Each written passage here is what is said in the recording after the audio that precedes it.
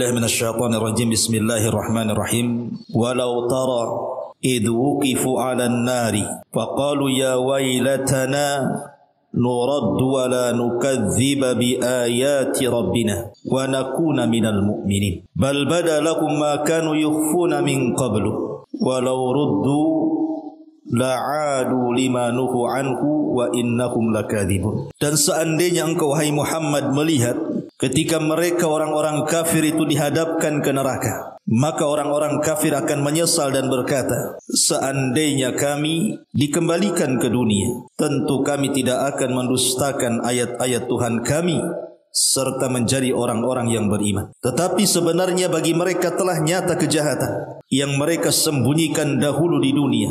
Seandainya mereka dikembalikan ke dunia, tentu mereka akan mengulang kembali apa yang telah dilarang mengerjakannya, karena mereka sungguh para pendusta. Asyiral muslimin, jamaah sekalian yang dimuliakan Allah Subhanahu wa taala.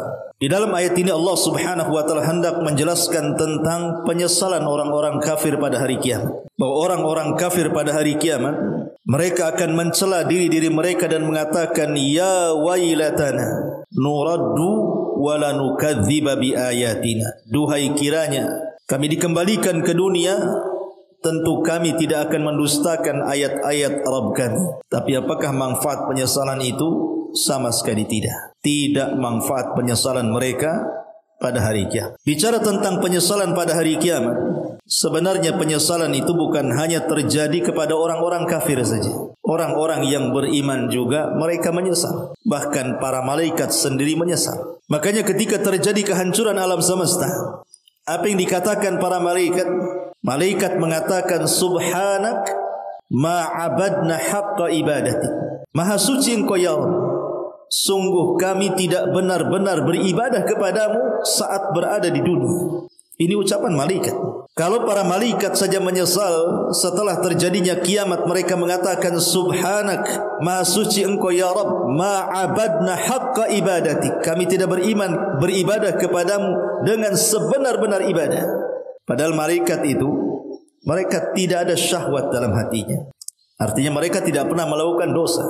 Hidup mereka hanya beribadah kepada Allah. Itu saja menyesal. Merasa bahwa ibadah mereka kurang kepada Allah Subhanahu wa taala, apalagi manusia. Makanya penyesalan kelak pada hari kiamat itu terbagi menjadi dua kelompok. Kelompok yang pertama ahlul iman. Kelompok ahlul iman bisababi tafritihim wa tarkihim a'malan salihatan. Jadi orang-orang yang beriman dengan sebab mereka mungkin lalai atau ada beberapa amalan yang mereka tinggalkan di dunia, mereka tidak kerjakan, itu pula yang menjadikan penyesalan mereka di hadapan Allah. Seperti orang-orang yang tidak pernah membaca surah Al-Baqarah, orang-orang yang tidak mau membaca surah Al-Baqarah dan merenungkannya. Kata Nabi SAW, iqra'u surat Al-Baqarati fa inna akhdaha barakatun, fa inna akhdaha barakatun wa tarkaha hasratun wa la tastati'uhal batalatu. Bacalah surah Al-Baqarah, karena yang mengambilnya akan dapat berkah dan yang meninggalkannya akan jadi penyesalan pada hari kiamat. Dan tidak ada satupun tukang sihir yang mampu menyentuhnya. Dalam hadis ini Nabi SAW mengatakan, ambillah surah Al-Baqarah, karena surah Al-Baqarah itu siapa yang mengambilnya akan diberkahi hidupnya, dan siapa yang meninggalkannya maka akan menjadi penyesalan pada hari kiamat. Dan dia tidak disentuh tukang sihir. Ya, karena Al-Baqarah ini salah satu surat yang bisa menangkal sihir. Makanya dulu saya cerita, ada seorang yang hasad dengan seorang wanita salihah. Karena hasadnya dia ingin menyihir wanita itu. Datang dia ke tukang sihir. Kemudian dia siap membayar berapapun tukang sihir itu mau, asal tukang sihir ini bisa menyihir wanita itu.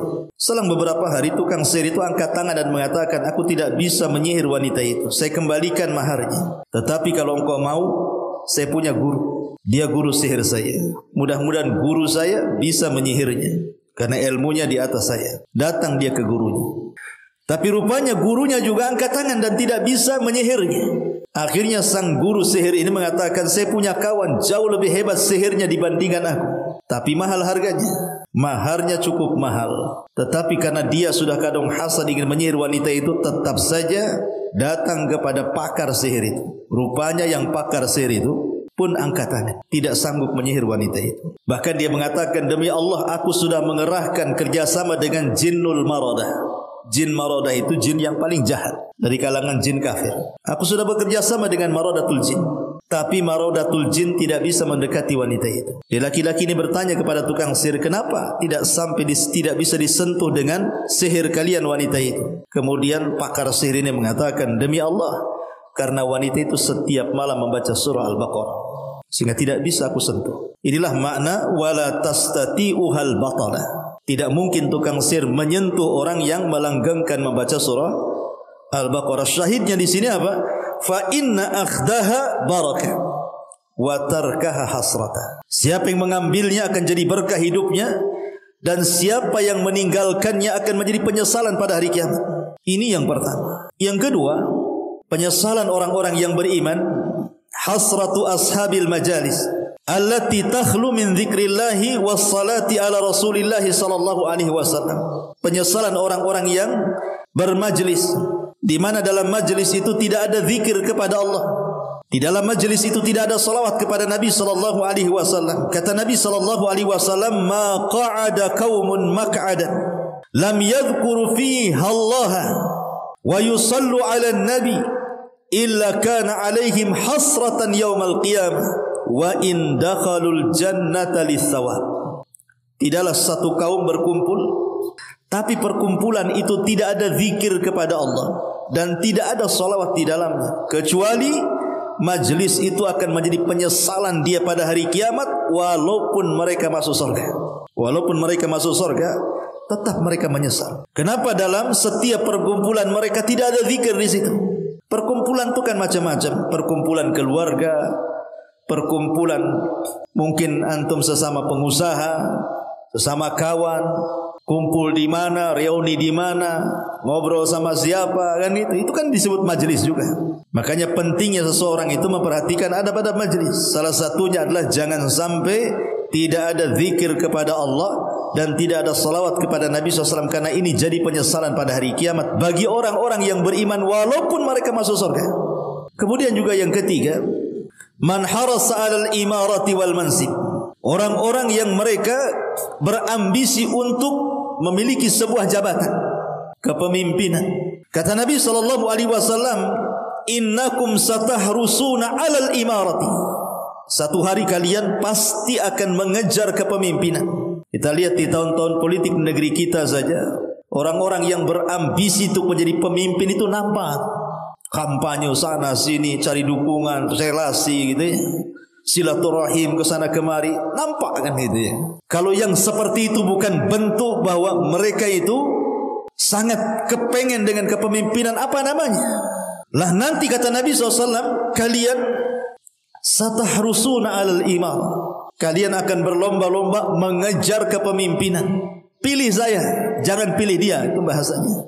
Wa innaha satakunu nadamatan wa hasra. Ingat, kepemimpinan itu akan menjadi penyesalan dan kerugian dia pada hari kiamat. Fa ni'matil murdiatu wa bi'satil fatimatu. Sungguh amat sangat indah orang-orang yang menyusui dan sangat buruk orang-orang yang disusui, ataupun bayi yang disusui, dan sungguh amat sangat buruk orang yang menyusui. Ini kinayah daripada rakyatnya baik tetapi pemimpinnya zalim. Itu maksudnya. Kenapa terjadi kezaliman? Karena memang mereka menjadi pemimpin dari awal itu memang mengejar jabatan. Makanya di zaman Nabi ada sahabat Abi Dzar. Abi Dzar Al-Ghifari itu kan terkenal ibadahnya, ikhwan. Ibadahnya luar biasa.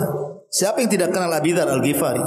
Ahli ibadah di zaman sahabat. Dia datang kepada Rasul minta kepemimpinan, tapi Rasul menolaknya. Kata Nabi SAW, jangan diberikan kepemimpinan kepada orang yang meminta, berikan kepada orang yang tidak meminta. Karena itu akan jadi penyesalan pada hari kiamat. Kemudian yang nomor 4, al-hasratu ala a'malis salihah khalatatha asyawaib wal akdar min riya'in wa sum'atin wa ujubin wa minnatin. Penyesalan orang-orang yang beriman pada hari kiamat dari amal-amal soleh yang dicampur adukan ketika di dunia dengan riya, dengan sum'ah, dengan ujub, dan dengan mengungkit-ungkit pemberian dan yang semacamnya. Allah katakan, wa badalahum minallahi ma lam yakunu yahtasibun. Wa badalahum minallahi ma lam yakunu yahtasibun. Dan telah jelas kepada mereka dari Allah apa yang mereka cari. Artinya mereka ditampakkan oleh Allah Subhanahu wa taala dari amal soleh mereka ketika di dunia. Baru mereka tahu bahwa amal mereka itu ditolak oleh Allah Azza wa Jalla. Disitulah mereka menyesal. Makanya mereka mengatakan dalam sebuah ayat yang lain Allah katakan, kalau seandainya mereka dikembalikan ke dunia, tentu mereka akan beramal soleh. Apa yang telah luput bagi mereka. Ini gambaran orang-orang yang beriman. Jadi orang-orang yang beriman saja mereka menyesal. Karena lalainya mereka, banyak amalan soleh yang mereka tinggalkan, banyak amalan soleh yang mereka lalaikan. Apalagi orang-orang kafir, orang-orang munafik, orang-orang fasik, tentu lebih menyesal lagi. Kita perhatikan hasratu ahlin nar. Bagaimana penyesalan penduduk neraka, ikhwan? Karena begini, ikhwatu fiddin, muliakan Allah Subhanahu wa taala. Saat manusia dikumpulkan di padang mahsyar, salah satu peristiwa yang akan Allah Subhanahu wa taala tampakkan kepada manusia apa? Di mana malaikat sebanyak 70.000 malaikat menarik satu tali kekang neraka jahanam yang akan dihadapkan kepada penduduk yang ada di padang mahsyar. Itu 70.000 itu menarik satu tali kekang. Sementara jahanam itu berapa talinya? 70.000 tali. Jadi kalau antum saya analogikan ada kapal mau dibawa ke lautan kemudian ditarik gitu ya pakai tali, maka jahanam itu memiliki 70.000 tali. Setiap satu tali itu yang menggeret 70.000 malaikat. Anda bisa bayangkan berapa jumlah malaikat? Berarti 70.000 malaikat kali tali jahanam 70.000. Wa ma ya'lamu junuda rabbika illa hu. Tidak ada yang tahu jumlah tentara-tentara Allah kecuali Allah, para malaikat. Lah ketika kemudian Allah Subhanahu wa taala tampakkan jahanam di hadapan manusia itu, disinilah orang-orang kemudian orang-orang kafir, mereka dikatakan dalam Al-Quran, walau tara idhil mujrimuna naqisu ru'usihim inda rabbihim rabbana absarna wa sami'na farji'na na'mal salihan inna muqin. Jadi ketika jahanam itu dihadapkan kepada manusia di padang mahsyar, tidakkah kau lihat orang-orang yang berdosa dari kalangan kafir, munafik, fasik itu? Mereka menundukkan kepala-kepala mereka. Ketika melihat jahanam, mereka menundukkan kepala-kepala mereka inda rabbihim, di sisi Rabb mereka. Dan mereka pun mengatakan apa? Rabbana ya Rabb kami, absarna kami telah melihat. Maksudnya melihat jahanam. Wa sami'na kami sudah mendengar jeritannya. Farji'na kembalikan kami ya Rabb ke dunia. Na'mal salihan kami akan beramal dengan amalan yang saleh. Inna mungkinun sekarang kami yakin. Kenapa mereka mengatakan seperti ini? Ketika mereka di dunia, kenapa mereka tidak mengatakan seperti itu? Karena di dunia ini, apabila kita mendengar cerita neraka, itu hanya mendengar sebatas dongengan saja. Oh, di neraka begini dan begitu siksaannya, hanya dongeng saja. Sehingga tidak yakin itu, karena tidak pernah melihat dan tidak pernah mendengar suaranya. Tapi nanti pada hari kiamat, betul-betul Allah Subhanahu wa taala akan perlihatkan jahanam dan Allah akan perdengarkan jeritannya, baru mereka mengatakan Rabbana absarna wa sami'na, ya Rabb kami sudah melihatnya, kami sudah mendengarnya, farji'na tolong kembalikan kami ke dunia, na'mal salihan kami janji akan beramal saleh, inna muqinun kami sudah yakin. Lihat orang-orang kafir akan menyesal. Pertanyaannya, seandainya Allah Subhanahu wa taala mengembalikan orang-orang kafir yang sudah masuk neraka ke dunia, menjamin mereka akan tobat? Tidak. Orang kafir itu kalau sudah masuk neraka dikembalikan ke dunia, pasti mereka kafir lagi. Makanya ayat selanjutnya, bal bada lakum ma kanu yukhfuna min qablu walau ruddu la'adu lima nuhu anhu wa innahum lakadzibun. Di sini Allah Subhanahu wa taala mengatakan, tetapi sebenarnya bagi mereka, kata Allah, telah nyata kejahatan mereka selama di dunia, sehingga ketika kemudian mereka dimasukkan ke neraka, kemudian Allah katakan seandainya mereka dikembalikan ke dunia, tentu mereka akan mengulang kembali kejahatannya. Kenapa? karena mereka itu para pendusta. Dari sini titik poin kata para ulama, faedahnya di sini sebagai jawaban yang sudah saya jelaskan dulu. Kalau ada orang yang kemudian ada syubhat di kepalanya, adilkah Allah memasukkan orang neraka dan dikekalkan di dalamnya sementara mereka hidup di dunia hanya 60 tahun? Umpamanya ada orang kafir di usia 20 tahun meninggal. Kafir dia, meninggal di atas kekafirannya. Kemudian Allah masukkan ke neraka sekekal-kekalnya. Mungkin orang berpikir, ini tidak adil. Masa dia berbuat dosa 20 tahun, masuk neraka kok dikekalkan pula selamanya di situ? Mana keadilannya? Maka kalau ada orang yang ada syubhat di kepalanya seperti itu, jawab dengan surah Al-An'am ayat 28 jawabannya. Katakan kepada orang yang punya syubhat di kepala ini, walau ruddu la'adu lima nuhu anhu wa innahum lakadzibun. Sebab orang-orang kafir yang masuk neraka itu kalau dikembalikan ke dunia, pasti mereka akan mengulang kejahatannya karena mereka kaum yang berdusta. Begitu jawabannya. Di sini menunjukkan bahwa orang-orang kafir akan menyesal pada hari kiamat. Kemudian juga di antara penyesalan yang lain adalah hasratun wa nadamul mufritina inda muayanatil mauti.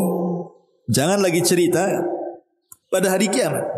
Ketika mereka berada di padang mahsyar saja, di alam barzah, maksudnya di kuburan. Allah Subhanahu wa taala gambarkan dalam Al-Qur'an, hatta idza jaa ahadahumul mautu qala rabbirji'uni la'alli a'malu salihan fima tarak kalla innaha kalimatun huwa qailuha wa min waraihim barzakhun ila yaumi yub'atsun. Ketika datang kematian kepada mereka, maka orang-orang yang berada di alam kubur itu akan mengatakan, Rabbirji'uni, ya Allah kembalikan aku ke dunia walaupun sesaat jadilah. La'alli a'malu salihan fima tarak, agar aku bisa mengamalkan amalan saleh yang aku lalaikan. Tapi apa jawaban Allah? Kalla, sekali-kali tidak mungkin, mustahil. Innaha kalimatun huwa qailuha, itu hanya angan-angan kalian saja kalau diucapkan itu. Kenapa? Wa mi waraihim barzakhun ila yaumi yub'atsun. Karena antara kalian dengan dunia itu ada barzah. Barzah itu dinding penghalang antara alam dunia dan alam kubur. Makanya diistilah alam barzah. Alam kubur itu disebut alam barzah. Ya. Lihat bagaimana belum sampai ke akhirat saja orang pada menyesal di kuburan. Ma'asyiral muslimin yang dimuliakan Allah Subhanahu wa taala. Kemudian juga bentuk penyesalan pada hari kiamat adalah hasratu atba'is syaitan, penyesalan para pengikut syaitan kelak pada hari kiamat. Karena nanti iblis itu akan berceramah, ikhwan. Iblis itu akan berkhutbah di hadapan penduduk neraka. Dan ini khutbah terakhir iblis kepada para pengikutnya. Apa khutbah iblis? Wa qala syaitan lamma qudiyal amru innallaha wa'adakum wa'dal haq wa wa'adtukum fa akhlaftukum. Wa ma kana li 'alaikum min sultan illa an da'awtukum fastajabtum li fala talumuni wa lumu anfusakum ma ana bimusrikhikum wa ma antum bimusrikhiyya inni kafartu bima asyraktumuni min qablu innadh dhalimina lakum adzabun alim. Lihat khutbahnya iblis ini, ya. Ketika iblis berkata, tatkala qudiyal amr, semua urusan sudah diputuskan Allah, yang masuk surga sudah dimasukkan ke surga, yang masuk neraka dimasukkan ke neraka. Maka iblis pun berdiri di tengah-tengah neraka, berkhutbah kepada penduduk neraka. Apa kata iblis? Sesungguhnya Allah telah menjanjikan kepada kalian janji yang benar, dan aku pun telah menjanjikan kepada kalian, tapi aku selisihi janjiku. Wa ma kana li 'alaikum min sultan, tidak ada kuasa bagiku kepada kalian kecuali hanya aku seru kalian, tiba-tiba kalian mengikuti aku. Jangan salahkan aku, celalah diri kalian. Aku tidak mungkin menolong kalian sebagaimana kalian juga mampu menolong aku, kata iblis. Sungguh aku kufur dengan apa yang kalian sekutukan kepadaku sebelumnya. Sesungguhnya orang-orang zalim, bagi mereka azab yang pedih. Lihat bagaimana syaitan yang selama di dunia memberikan was-was kepada manusia untuk diikuti, kemudian memberikan angan-angan yang palsu kepada manusia. Kelak pada hari kiamat, setan itu akan berkhutbah dan akan berlepas diri kepada siapa yang mengikutinya. Iblis sendiri yang mengatakan, bayangkan, jelas-jelas Quran menjelaskan khutbahnya iblis. Iblis akan berkhutbah seperti ini pada hari kiamat. Tetapi manusia tidak yakin dengan khutbahnya iblis ini. Tetap saja ikut iblis. Datang ke dukun, percaya tanggal, melakukan kesyirikan, macam-macam. Padahal khutbahnya sudah jelas nih. Kata iblis, Allah telah menjanjikan janji yang benar kepada kalian. Aku pun sama. Tetapi aku menyelisihi janji itu. Aku tidak punya kuasa kepada kalian, kata iblis. Kecuali aku hanya menyeru kalian, kalian tiba-tiba ikut sama aku. Jangan salahkan aku, salahkan diri kalian, kata iblis. Aku tidak bisa menolong kalian sebagaimana kalian tidak mungkin menolong aku. Ingat, aku sudah kufur dengan apa yang kalian sekutukan kepadaku sebelumnya. Ingat, orang-orang zalim bagi mereka adab yang sangat pedih. Maka penduduk neraka ketika itu merasa dibohongi oleh iblis. Ketika itulah mereka menyesal. Tapi apa gunanya penyesalan? Ma'asyiral muslimin yang dimuliakan Allah Azza wa Jalla, termasuk juga hasratul kufar. Bagaimana orang-orang kafir kelak pada hari kiamat? Mereka akan menyesal karena mereka akan diadab dan dihisab. Jadi ketika manusia dibangkitkan di padang mahsyar, yang pertama kali dihisab siapa? Yang pertama kali dihisab adalah binatang. Binatang itu akan dihisab. Dan ini bentuk keadilan Allah. Di mana Allah mengatakan wal wuhushu husyir, dan kelak binatang-binatang yang sangat buas itu akan dikumpulkan. Maknanya kalau yang buas saja akan dikumpulkan, maka binatang selain yang buas pun akan dikumpulkan. Intinya semua binatang akan dibangkitkan kembali, mulai dari semut yang kecil sampai gajah, mungkin kalau ada dinosaurus ya sampai dinosaurus dibangkitkan semuanya. Untuk apa? Untuk dihisab. Makanya Nabi SAW kelak pada hari kiamat mengatakan, kata Nabi, sampai-sampai kambing yang bertanduk, ya, kambing yang bertanduk, syatul qarna, kambing yang bertanduk itu disebut syatul qarna, akan diambil tanduknya kepada syatil jalha. Syatil jalha itu kambing yang tidak bertanduk. Jadi tanduknya kambing ketika di dunia yang punya tanduk itu akan dicabut tanduknya, kemudian diletakkan kepada kambing yang tidak bertanduk. Kemudian Allah katakan, kambing yang tidak bertanduk, sekarang kuberikan kau tanduk. Tanduk yang sudah menanduk sebanyak dia menanduk kepadamu. Di sini terjadi keadilan. Sampai kepada kambing saja ada hisabnya. Apalagi buaya, apalagi harimau, apalagi binatang-binatang buas yang ketika di dunia mereka memangsa buruannya, maka akan terjadi hisab pada hari kiamat. Tetapi hanya sebatas kisos, hanya sebatas hisab kisos saja. Mereka tidak akan masuk neraka. Jadi setelah terjadi hisab, kemudian mereka dikisos satu dengan yang lainnya dalam bentuk keadilan Allah Azza wa Jal. Disitulah Allah Subhanahu wa Ta'ala katakan, kuni turaba, jadilah kalian tanah. Jadi semua binatang jadi tanah. Di sini orang-orang kafir menyaksikan ketika binatang jadi tanah itu. Allah katakan, yauma yangdurul mar'u ma qaddamat yadah wa yaqulul kafiru ya laitani kuntu turaba. Dalam surah An-Naba Allah katakan, pada hari ketika manusia melihat amalannya yang sudah dikerjakan di dunia, banyak dosa yang menimpa dia, sehingga orang-orang kafir akan berkata ketika melihat binatang-binatang itu jadi tanah, ya laitani kuntu turaba, duhai kiranya aku pun jadi tanah seperti itu. Jadi tanah? Tidak mungkin orang kafir jadi tanah. Ada proses azab bagi mereka, bukan hanya sekedar hisab. Kalau binatang kan hanya hisab saja, tapi tidak ada azab. Tapi manusia ada hisab dan azab yang menunggunya. Makanya orang-orang kafir mereka menyesal dan mengatakan, ya laitani kuntu turaba, duhai kiranya aku jadi tanah seperti binatang itu dan tidak jadi manusia. Manfaat penyesalannya tidak manfaat. Ma'asyiral muslimin yang dimuliakan Allah Subhanahu wa Ta'ala, termasuk juga orang-orang yang ketika di dunia mereka melalaikan dirinya sendiri untuk tidak beribadah, bahkan melalaikan keluarganya untuk tidak disuruh ibadah. Hidupnya hanya dunia. Disebutkan dalam Al-Quran, Allah mengatakan, Qul innal khasirina alladhina khasiru anfusahum wa ahlihim yawmal qiyamah. Ala dzalika huwal khusranul mubin. Sesungguhnya orang-orang yang rugi, yang akan menyesal pada hari kiamat adalah orang-orang yang mereka menyia-nyiakan diri-diri mereka dan menyia-nyiakan keluarga mereka. Maka mereka lah orang yang rugi pada hari kiamat. Itulah kerugian yang sesungguhnya. Jadi orang-orang yang kemudian mereka menzalimi diri mereka dan juga keluarga mereka, inilah orang yang paling menyesal pada hari kiamat. Orang yang menghabiskan waktunya hanya untuk maksiat, bahkan tidak punya cemburu kepada keluarga yang bermaksiat, yang mereka disebut dayuth, maka mereka lah orang-orang yang paling menyesal pada hari kiamat. Termasuk juga orang-orang yang mendustakan saat perjumpaan manusia dengan Allah pada hari kiamat. Ikhwatul fillah, muliakan Allah Azza wa Jalla. Manusia berjumpa dengan Allah itu di berapa tempat? Di 4 tempat. Kita manusia akan berjumpa dengan Allah di 4 tempat. 2 di dunia, 2 di akhirat. Di dunia kita berjumpa dengan Allah kapan? Saat kita sholat. Itulah perjumpaan kita dengan Allah. Makanya Allah mengatakan, alladzina yadhunnuna annahum mulaqu rabbihim. Ketika Allah mengatakan salat itu berat, la kabiratun illa alal khashiin, berat kecuali bagi orang-orang yang khusyuk. Siapa orang yang khusyuk ini kata Allah? Mereka orang-orang yang yakin kalau mereka sedang berjumpa dengan Allah. Berarti salat itu hakikatnya perjumpaan kita dengan Allah. Ini yang pertama. Yang kedua, saat kematian.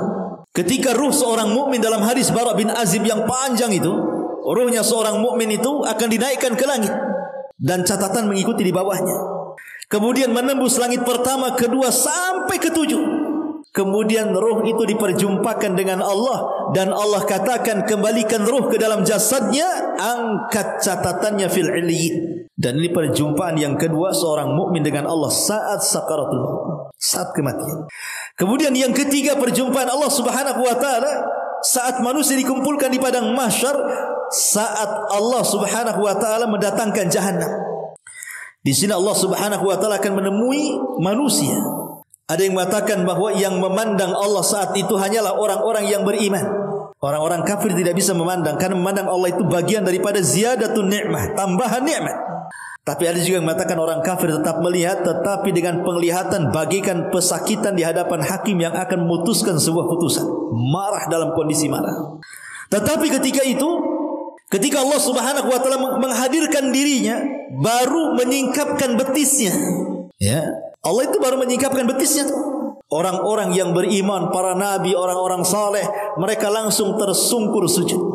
Orang-orang munafik berusaha untuk sujud tapi tidak bisa. Setiap sujud kemudian balik lagi ke belakang, kayak orang telengking ke belakang. Mau sujud tak bisa, asal begitu. Makanya Allah mengatakan, fala yastati'un wa yud'auna ila sujudi fala yastati'un. Mereka disuruh untuk sujud tapi mereka tidak bisa. Siapa? Orang-orang munafik. Mereka tidak bisa sujud, asyik telengking ke belakang terus. Menunjukkan itulah kerugian orang-orang munafik. Saat berjumpa dengan Allah tidak bisa sujud. Dan tentu puncak kenikmatan di sorga adalah ru'yatullah, memandang Allah Azza wa Jalla. Itulah 4 tempat kita akan berjumpa dengan Allah. Lah orang-orang yang mendustakan perjumpaan dia dengan Allah Subhanahu wa taala, katakan apa? Qad khasiral ladzina kadzdzabu bi liqa'illah hatta idza ja'athumus sa'atu baghtatan qalu ya hasratana 'ala ma farratna fiha wa hum yahmiluna awzarahum 'ala dhuhurihim ala sa'a ma yazirun. Sungguh rugi, sungguh akan terjadi penyesalan hebat kepada orang-orang yang mendustakan perjumpaan mereka dengan Allah. Sampai ketika datang hari kiamat secara sekonyong-konyong dan tiba-tiba kepada mereka, qalu, mereka mengatakan, ya hasratana ala ma farratna, duhai ruginya kami sudah melalaikan apa yang ada pada kami selama di dunia. Dan mereka akan membawa dosa-dosa mereka di atas punggung-punggung mereka. Sungguh buruk apa yang mereka bawa. Jadi orang-orang yang mendustakan berjumpa dengan Allah, mereka akan menyesal dan mengatakan, ya hasratana ala ma farratna. Kemudian juga hasratul zalimina bi mukhtalifi asnafihim. Orang-orang yang salah bergaul di dunia, mereka akan menyesal. Orang-orang yang salah bergaul di dunia, mereka akan menyesal. Berapa banyak orang-orang yang salah bergaul akhirnya menggadaikan agama.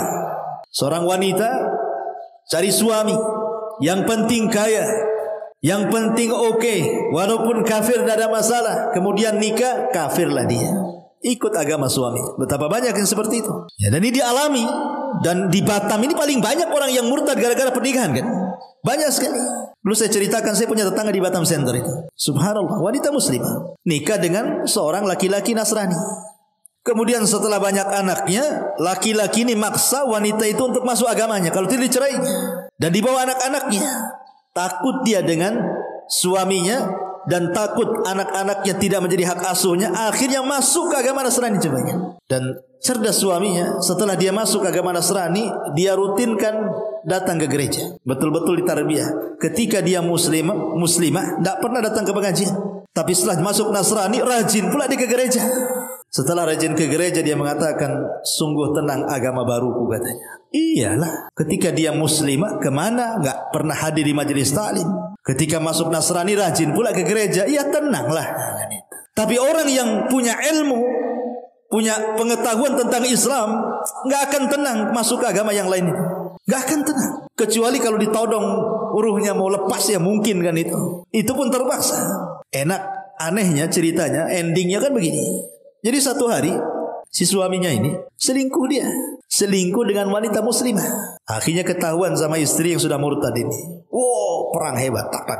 Akhirnya minta cerai. Minta cerai, diceraikan. Lah selingkuhannya ini minta dinikahi, tapi syaratnya dia harus masuk Islam. Akhirnya kemudian si suaminya masuk Islam. Nikah dengan wanita muslimah. Beginilah dunia kadang terbalik ini. Ya kan? Istri yang pertama muslimah jadi kafir. Ini suaminya yang tadinya kafir jadi muslim pula. Ya, begitulah dunia nih kadang-kadang.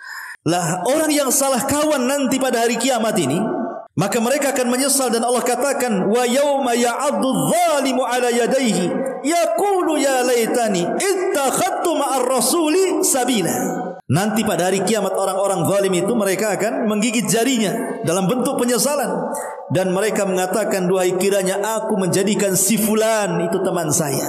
Si fulan itu teman saya. Kenapa aku tidak jadikan si fulan teman saya? Kenapa aku jadikan si fulan jadi teman, akhirnya menyesatkan aku? Makanya ikhwatu fiddin, ayat ini ada yang mengatakan asbab nuzulnya adalah kepada Uqbah bin Abi Mu'ayt. Uqbah bin Abi Mu'ayt namanya.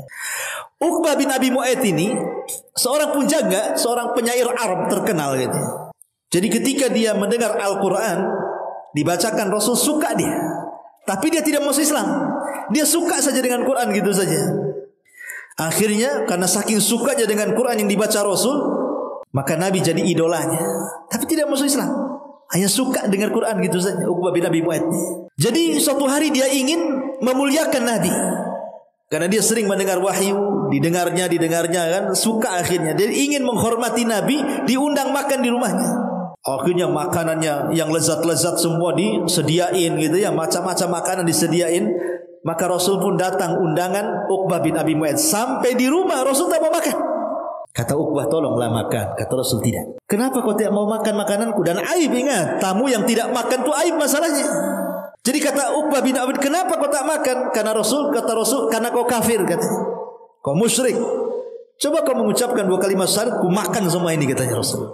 Akhirnya terpaksalah Uqbah mengucap 2 kalimat syahadat hanya ingin supaya Rasul makan. Itu tujuannya begitu maksudnya. Tidak hendak masuk Islam, tidak. Hanya ingin Rasul supaya makan. Akhirnya dia pun mengucap 2 kalimat syahadat. Masalahnya 2 kalimat syahadat ini bukan 2 kalimat biasa, ini 2 kalimat menunjukkan pengkufuran kepada berhala. Terdengarlah keislaman siapa? Uqbah bin Abi Mu'ayt ke telinga kawannya Umayyah bin Khalaf. Tuannya Bilal bin Rabah yang menyiksa Bilal bin Umayyah. Oh, datang dia. Mengatakan, Uqbah, aku dengar kau sudah berpindah kepada agama Muhammad. Enggak. Iya, semua orang ngomong begitu.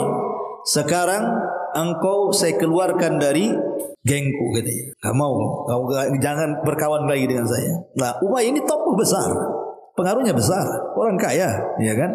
Kata Uqbah, enggak. Aku hanya mengucap 2 kalimat itu supaya dia mau makan saja di rumahku, katanya. Oh tidak, itu sama saja kau berpindah agama. Kata Uqbah, lalu bagaimana caranya kalau aku enggak yakin, aku enggak niat masuk Islam, hanya mengucap 2 kalimat saja supaya dia mau makan? Baik, kau akan kuterima dalam kelompokku, tetapi syaratnya kau hinakan si Muhammad. Betul, satu hari Abu Jahal ini, Fir'aunnya umat ini, sedang berada di dekat Mekah, Ka'bah. Kemudian datang Nabi SAW sedang sholat. Kemudian Abu Jahal mengatakan, siapa yang bisa meletakkan kotoran unta yang masih berdarah di pundak Rasul, maka dia akan mendapatkan ini dan itu. Nah, kesempatan Uqbah ini untuk menunjukkan loyalitas kawan dia kepada Umayyah, loyalitas perkawanan. Ini kesempatan nih menghinakan Muhammad supaya Umayyah tahu bahwa aku tidak beragama di atas agama si Muhammad. Betul, dia cari salah jazur, kotoran unta yang masih berdarah itu, diletakkan di pundak Nabi. Maka Abu Jahal tertawa dengan, saking disebutkan dalam riwayat itu, yatamayalun, tertawanya itu sampai goyang-goyang seperti ini. Saking lucunya mungkin mereka itu menghina Nabi SAW. Datang Fatimah kemudian menghapus darahnya, membersihkan punggungnya. Sampai selesai sholat, Fatimah mengatakan, wahai Abi, doakan keburukan kepada orang-orang itu. Maka Rasul pun mendoakan satu persatu dengan menyebut nama. Allah laknat Abu Jahal, Allah laknat Uqbah, Allah laknat, disebutkan satu-satu. Dan doa Rasul SAW laknat dikabulkan saat perang Badar. Semua yang menghina Rasul semua mati di perang Badar. Ya, syahidnya di sini apa? Uqbah akhirnya kembali musyrik setelah mengucap 2 kalimat syahadat gara-gara pertemanan. Turun ayat ini. Allah katakan, yauma ya'addu adh-dhalimu 'ala yadayhi yaqulu ya laitani ittakhadtu ma'ar rasuli sabila. Turun ayat ini. Ini gara-gara pertemanan. Jadi salah teman ini bisa menjadi penyesalan pada hari kiamat. Termasuk juga penyesalan ahlun nar ba'da talabihim min ahlil jannah. Penyesalan penduduk neraka setelah mereka meminta kepada penduduk surga syurbatal ma' wa ta'ah. Mereka meminta setetes air minum dan juga makan. Ada seorang alim namanya Hasan Al-Basri rahimahullah ta'ala. Satu hari Hasan Al-Basri ini sedang memberikan tausiah, ya ceramah seperti ini. Tiba-tiba muridnya membawakan air mineral, air putih, dan hendak diberikan kepada gurunya yang sedang haus ya. Namanya orang kasih ceramah itu kan haus. Dibawanya air mineral, kemudian dipandang pula air mineral itu oleh Hasan Al-Basri. Ketika dipandang air mineral itu, tiba-tiba Hasan Al-Basri menangis. Menangis dengan setangis-tangisannya. Lah murid yang membawanya itu merasa bersalah, ada apa? Saya kan hanya naruh minuman. Kenapa imam nangis gitu ya? Maka kemudian sang pemberi minum mengatakan kepada Imam Hasan Al-Basri, wa ma yubkika ya imam? Apa yang membuat anda menangis dengan air mineral itu wahai imam? Maka Hasan Al-Basri mengatakan, tadzakartu umniyatu ahlin nar. Aku teringat dengan angan-angannya penduduk neraka. Kemudian ditanya lagi, wa ma umniyati ahlin nar. Lalu apa angan-angan penduduk neraka? Maka Hasan Al-Basri kemudian membacakan ayat ini, wa nada ashabun nar ashabal jannah an afidu alaina minal ma' au mimma razaqakumullah. Ketika penduduk neraka melihat penduduk surga, kemudian mereka mengatakan kepada penduduk surga itu, ya ahlal jannah, wahai penduduk surga, kirimkan kepada kami walaupun setetes air yang kalian minum atau makanan yang Allah rizkikan kepada kalian. Tapi apa jawaban penduduk surga?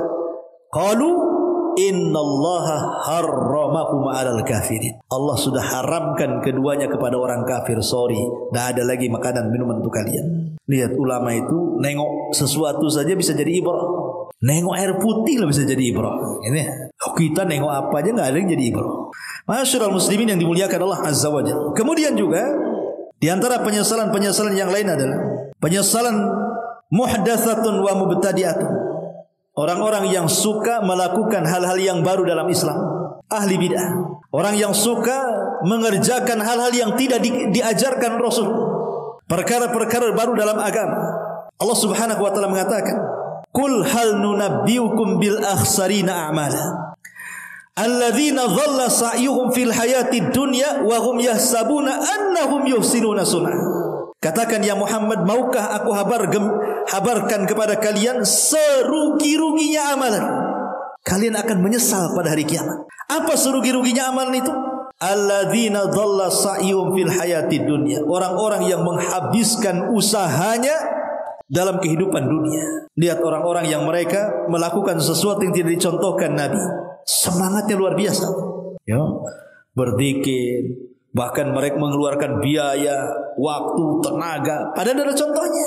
Ya, mereka sudah berusaha untuk menghabiskan tenaga, biaya, waktunya hanya untuk perkara-perkara yang sia-sia. Masalahnya, wahum yahsabuna annahum yuhsinuna sun'a. Tapi mereka masih menyangka saja bahwa mereka masih melakukan amalan yang baik, padahal amalan mereka tidak baik. Amilatun nasibatun tasla naron hamiyah. Lelah letih, ujung-ujungnya masuk neraka. Ya. Masyaallah muslimin yang dimuliakan Allah Azza wa Jalla. Maka Jangan sampai kita melakukan hal-hal yang tidak dicontohkan Rasul dan juga tidak diarahkan Al-Qur'anul Karim. Ini bahaya, akan menjadi penyesalan pada hari kiamat. Termasuk juga hasratun ala man ta'allama al-ilma wa lam ya'mal bi. Orang yang punya pengetahuan tapi tidak diamalkan. Sebagaimana dikatakan Hatim Al-Asam rahimahullahu taala, laisa fil qiyamati asyaddu hasratan min rajulin aliman nas ilman, 'allaman nasa ilman fa'amilu bihi wa lam ya'mal wa huwa bihi wa lam ya'mal huwa bihi fafazu bisababihi wa halaka huwa. Tidak ada penyesalan yang paling berat pada hari kiamat kecuali orang yang mengajarkan manusia ilmu, manusia mengamalkan ilmunya, dia pula tidak mengamalkannya. Manusia masuk surga, dia pula masuk neraka. Maka ini juga bahaya, ya. Dan yang terakhir, karena waktu juga, yang akan menjadi penyesalan adalah orang-orang yang mereka tidak pernah mendalami tauhid dan tidak mengamalkan tauhid. Walladzina kafaru a'maluhum kasarabin biqi'atin yahsabuhu dham'a ma'an hatta idza ja'ahu lam yajidhu syai'an wa wajadallaha 'indahu fawaffahu hisabahu wallahu sari'ul hisab. Dan orang-orang kafir, amal-amal mereka seperti debu yang seperti fata morgana yang dari kejauhan disangka air padahal tidak ada. Lah orang-orang yang mereka beramal tanpa tauhid seperti fata morgana, seolah-olah banyak pahalanya tapi nihil, tidak ada pahalanya. Karena tauhid itulah yang menjadikan asas sebuah amal. Kalau tauhidnya baik, maka amalannya baik. Kalau tauhidnya tidak baik, maka jangan harap amalan itu menjadi baik di hadapan Allah Subhanahu wa ta'ala. Wallahu a'lam. Subhanaka wa bihamdika asyhadu an la ilaha illa anta astaghfiruka wa atubu ilaik. Allah ta'ala. Assalamualaikum warahmatullahi wabarakatuh.